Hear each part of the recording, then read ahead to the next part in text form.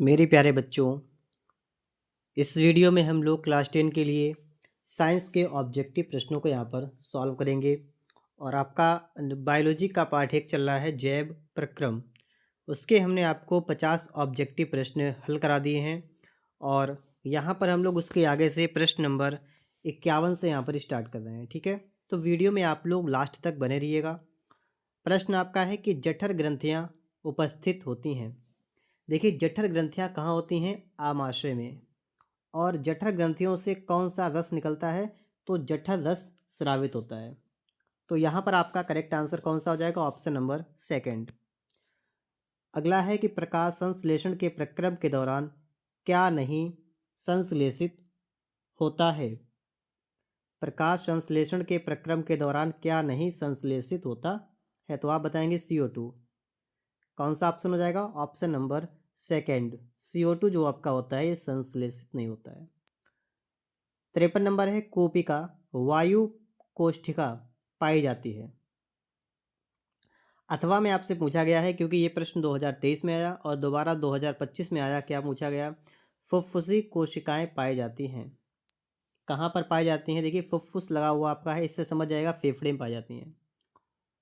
और वायु प्रकोष्ठिका की बात की जाएगी तो भी आप फेफड़ा याद रखेंगे। ठीक है, जो कोपिका जो होती है ये फेफड़ों में ही होती है। ठीक है, अगला प्रश्न आपका है कि निम्नलिखित में से कौन सा जोड़ा प्रकाश संश्लेषण की अभिक्रिया में प्रयोग किया जाता है? तो प्रकाश संश्लेषण के लिए आपसे पूछा गया है तो जल और कार्बन डाइऑक्साइड। तो आप हो जाएगा ऑप्शन नंबर तीसरा वाला आपका यहाँ पर बन जाएगा, जल एवं कार्बन डाइऑक्साइड। इसके बाद आप लोग आगे देखिएगा। अगला प्रश्न आपका क्या लिखा हुआ है कि पाइरूवेट के विखंडन की प्रक्रिया संपन्न होती है। मतलब जो पाइरूवेट होता है ना, उसका विखंडन जो होता है वो कहाँ से स्टार्ट होता है?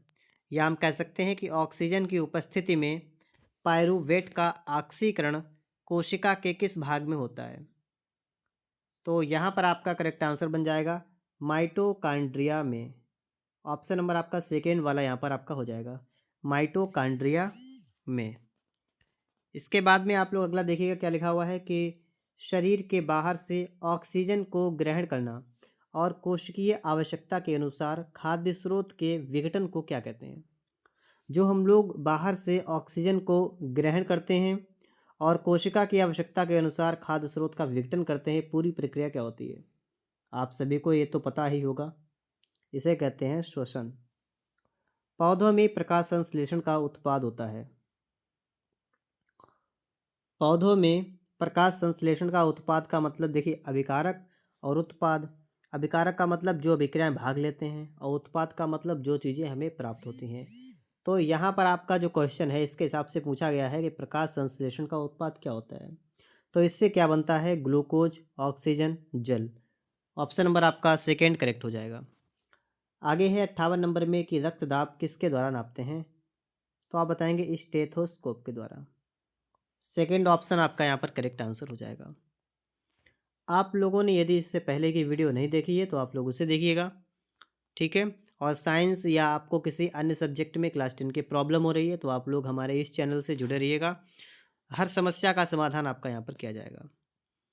अगला यहाँ पर है कि श्वसन प्रक्रम के दौरान ग्लूकोज अणु का पाइरूवेट अणु में जो विखंडन होता है ये कहाँ पर होता है? तो ये विखंडन की बात की गई है तो आप क्या बताएंगे? कोशिका द्रव्य में होता है। कहाँ पर होता है? कोशिका द्रव्य में होता है। 60 में है कि अलिंद और निलय किस मानव अंग के भाग होते हैं? अलिंद और निलय की बात की गई है, ये किस मानव अंग के भाग होते हैं? तो ये हृदय के भाग होते हैं। ठीक है, ऑप्शन नंबर आपका एक वाला करेक्ट हो जाएगा, हृदय के भाग होते हैं। आगे आप लोग यहाँ पर देखेंगे क्या लिखा हुआ है कि 6 कार्बन वाले अणु ग्लूकोज का 3 कार्बन वाले अणु पाइरूवेट में विखंडन होता है। यह प्रक्रम क्या कहलाता है? यह प्रक्रम क्या कहलाता है? 6 कार्बन वाले अणु ग्लूकोज का 3 कार्बन वाले अणु पाइरूवेट में विखंडन, ये होता है कोशिका द्रव्य में। 62 नंबर आपका क्या है कि अपोहन संबंधित होता है। अपोहन किससे संबंधित होता है? बताएंगे आप, उत्सर्जन से संबंधित होता है। ऑप्शन नंबर आपका 2 सेकंड करेक्ट होगा। अगला है क्लोरोफिल आवश्यक होता है। क्लोरोफिल काहे के लिए आवश्यक होता है? प्रकाश संश्लेषण के लिए। किसके लिए? प्रकाश संश्लेषण के लिए।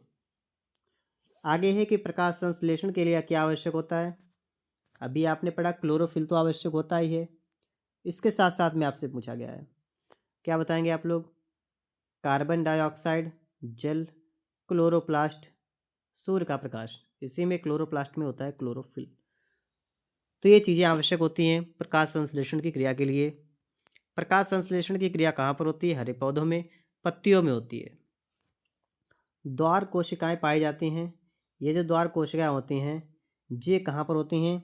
ये रंध्र में पाई जाती हैं, स्टोमेटा में। कहाँ पर? स्टोमेटा में। इसके बाद में अगला प्रश्न आपका क्या लिखा हुआ है कि ग्लाइकोलिसिस का अंतिम उत्पाद है। ग्लाइकोलिसिस का अंतिम उत्पाद क्या है? पायरूवेट। क्या है? पायरूवेट। आगे है कि निम्न में से कौन जल एवं खनिज के संवहन के लिए उत्तरदायी होते हैं? जल और खनिज लवण। मैंने आपको इससे पहले वीडियो में बताया था कि जब भी जल की बात आएगी तो आप जाइलम बता देंगे। तो यहाँ पर भी आप क्या बताएंगे? जाइलम बताएंगे। पौधों में जल की हानि से संबंधित है। मतलब पौधों में जो जल की हानि होती है वो किसके द्वारा होती है? आप सभी ने पढ़ा होगा वाष्पोत्सर्जन, वाष्प का उत्सर्जन। आप सभी जानते हैं कि वाष्पोत्सर्जन क्या होता है कि जब बहुत तेज़ धूप होती है तो पौधे जो होते हैं उनकी पत्तियां मुरझा जाती हैं। उनमें से जो भी वाष्प होती है, मतलब जो भी पानी होता है, वहाँ पर जल होता है, वो वाष्पीकृत हो जाता है। और जल जो वाष्पीकृत होता है वो कहाँ से होता है?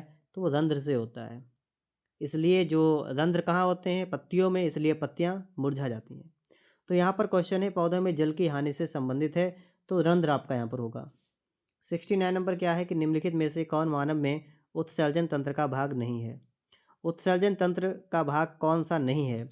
वृक्क है, वृक्काणु है, बोमेन संपुट है, न्यूरॉन नहीं है। क्या नहीं है?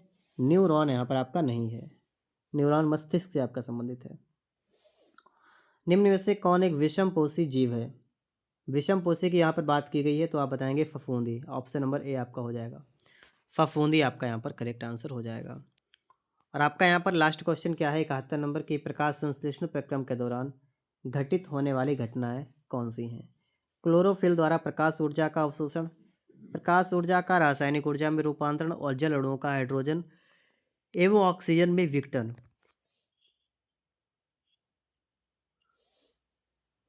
कार्बन डाइऑक्साइड का कार्बोहाइड्रेट में अपचयन। इनमें से सभी। तो आप क्या बताएंगे? इनमें से सभी। इस तरीके से हम लोगों ने जैव प्रक्रम पाठ के जो आपके 71 वह विकल्पीय प्रश्न थे जो प्रीवियस ईयर में आपके आए हुए हैं, सभी हमने यहाँ पर कंप्लीट कर लिए हैं। यदि आपको वीडियो अच्छा लगा है तो इसे लाइक करेंगे और चैनल पर नए हैं तो चैनल को सब्सक्राइब भी कर लीजिएगा।